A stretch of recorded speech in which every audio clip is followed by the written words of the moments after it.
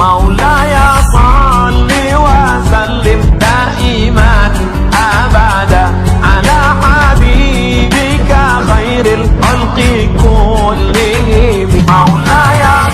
Ma'asyiral muslimin hadirin jamaah Jumat yang mudah-mudahan kita sama dirahmati, diberkahi, dimudahkan, dan semoga kita sama diselamatkan Allah Subhanahu wa taala dunia dan akhirat.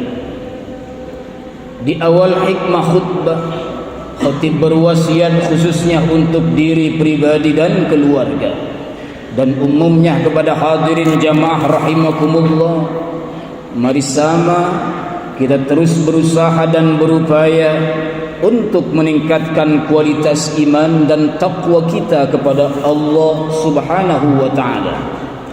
Di antaranya adalah dengan terus menjaga, merawat dan meningkatkan kualitas 4 permata dalam diri kita. Yang pertama adalah al-aqlu, akal pikiran kita. Yang kedua adalah ad-dinu, agama. Mari sama kita curahkan akal pikiran kita untuk mau berfikir, untuk mau belajar dan memahami agama. Yang ketiga adalah al-haya'u, tanamkan rasa malu dalam kehidupan, khususnya rasa malu kepada Allah bila kita tinggalkan perintah Allah. Dan yang keempat adalah al-amalu saleh, tingkatkan amal soleh kita, amal ibadah kita sebagai bukti bahwa kita beriman kepada Allah, dan tentunya sebagai bekal untuk kehidupan kita nanti di hari akhirat. Ma'asyiral muslimin hadirin jamaah rahimakumullah, sebuah nasihat dari seorang sahabat Rasulullah sallallahu alaihi wasallam. Beliau adalah seorang sahabat sekaligus mantu Rasul. Beliau adalah salah satu di antara sahabat yang terdekat dengan Rasul dan menjadi khalifah yang keempat. Beliau adalah Sayyidina Ali ibni Abi Thalib karramallahu wajhah wa radiyallahu anhu ta'ala wa ardahu. Apa nasihat Sayyidina Ali karramallahu wajhah? Nasihatnya memuat 3 pesan untuk menjadi bahan renungan kepada kita, sebagaimana dimuat di dalam kitab Al-Munabbihat karya Imam Ibnu Hajar Al-Asqalani, yang lalu kemudian disyarah oleh Imam An-Nawawi dalam kitabnya Nasaihul Ibad. Apa nasihat beliau? Kata Sayyidina Ali karramallahu wajhah, kun indallahi khairan nas, jadilah kamu manusia yang paling baik di sisi Allah. Wa kun indan nafsi syarran nas, jadilah kamu manusia yang paling hina untuk diri sendiri. Wa kun indan nasi rajulan minan nas, dan jadilah kamu manusia yang merasa biasa-biasa saja di hadapan manusia yang lainnya. Hadirin jamaah rahimakumullah, jadilah manusia yang terbaik di sisi Allah. Maka kita harus terus berusaha dan berupaya untuk menjadi manusia yang terbaik di hadapan Allah Subhanahu wa taala. Beribadah dengan ibadah yang terbaik, beramal soleh dengan amal soleh yang terbaik, mengabdi dengan pengabdian yang terbaik.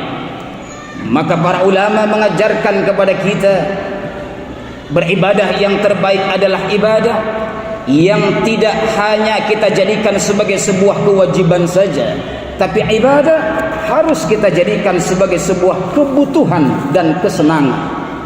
Ibadah tidak hanya sebatas aktivitas fisik belaka, tapi juga adalah aktivitas batin. Fisiknya ibadah, hatinya juga mesti ibadah. Bila ini kita lakukan, maka kata ulama, ibadah yang kita lakukan akan memberikan pengaruh dan asar dalam kehidupan kita. Sehingga dalam potret kehidupan hadirin jamaah rahimakumullah, salat yang kita dirikan, bila kita dirikan dengan baik dan benar, maka akan mampu memberikan kekuatan kepada diri kita, akan bisa mencegah diri kita dari perbuatan yang tidak baik, perbuatan keji dan munkar.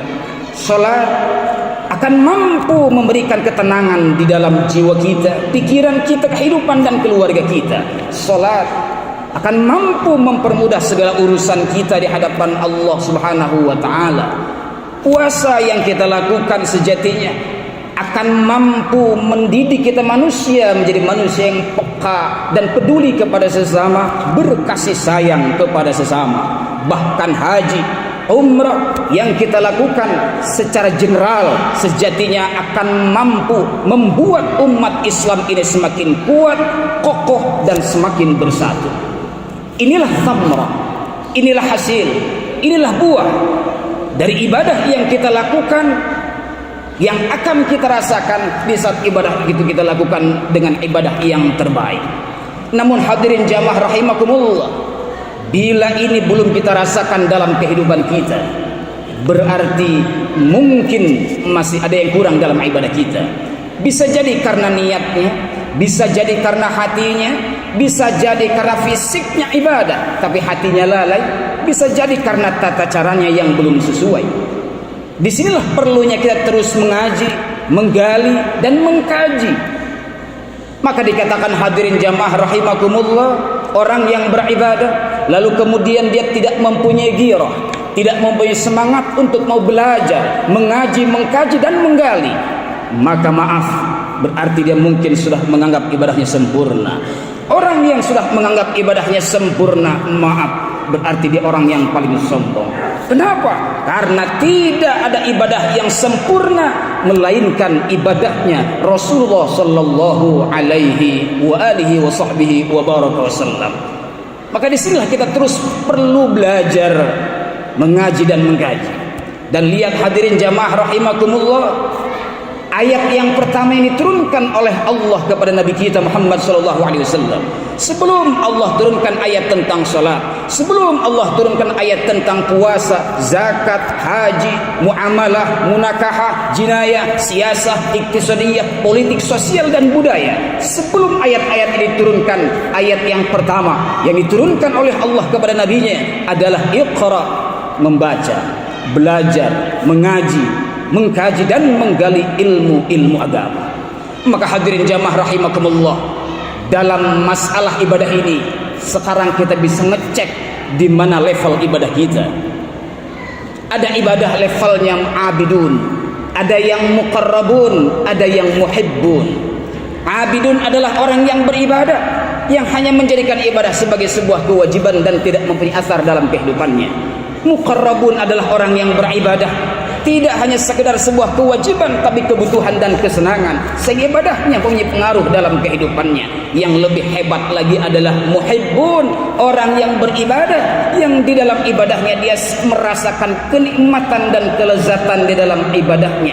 Orang yang sudah sampai pada level ini, dia beribadah, dia beramal soleh, tidak lagi mengharapkan pahala.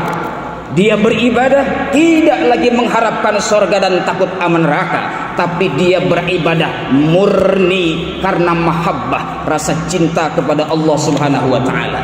Inilah yang lalu kemudian oleh Imam Ibnu Al-Qayyim Al-Jauziyah disebut sebagai golongan orang-orang yang sudah melebur rasa cintanya kepada Allah Subhanahu wa taala.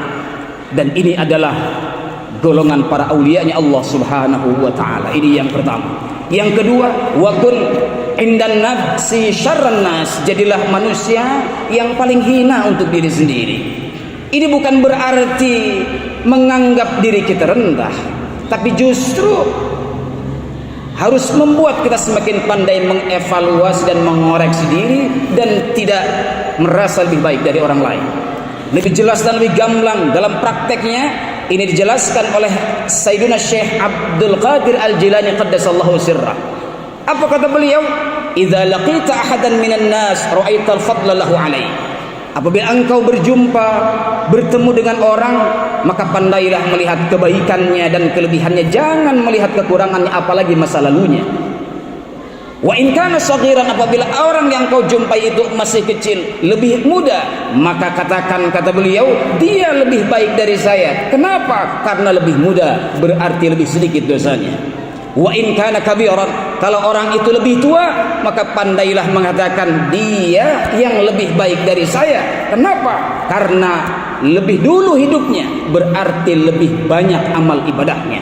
Dan bahkan ketika kita berjumpa dengan orang yang berbuat maksiat, berbuat dosa, kata beliau, kita harus pandai mengatakan, hari ini dia berbuat dosa, hari ini dia berbuat maksiat.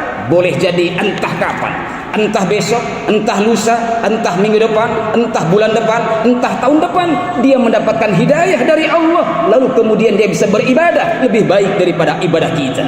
Secara singkat, yang kedua ini harus pandai husnuzon sama orang lain. Dan yang terakhir adalah wakun indan nasi rajulan minan nas, jadilah kamu manusia yang merasa biasa-biasa saja di hadapan manusia yang lainnya, tidak merasa lebih hebat, tidak merasa lebih kuat, tidak merasa lebih mulia dan lain sebagainya. Kenapa? Karena itu akan merusak amal ibadah kita. Semoga apa yang sudah kita perjuangkan, waktu, lelah dan letih dalam beribadah, harta yang sudah kita kerahkan, yang kita keluarkan di jalan Allah untuk bersedekah untuk masjid yang mulia ini, semoga diterima Allah Subhanahu wa taala.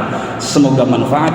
Barakallahu li wa lakum bil Qur'anil azim wa nafa'ani wa iyyakum bima fihi minal ayati wa dhikril hakim wa taqabbala minni wa minkum tilawatahu innahu huwas samiul alim wa qur rabbi ighfir warham wa anta khairur rahimin.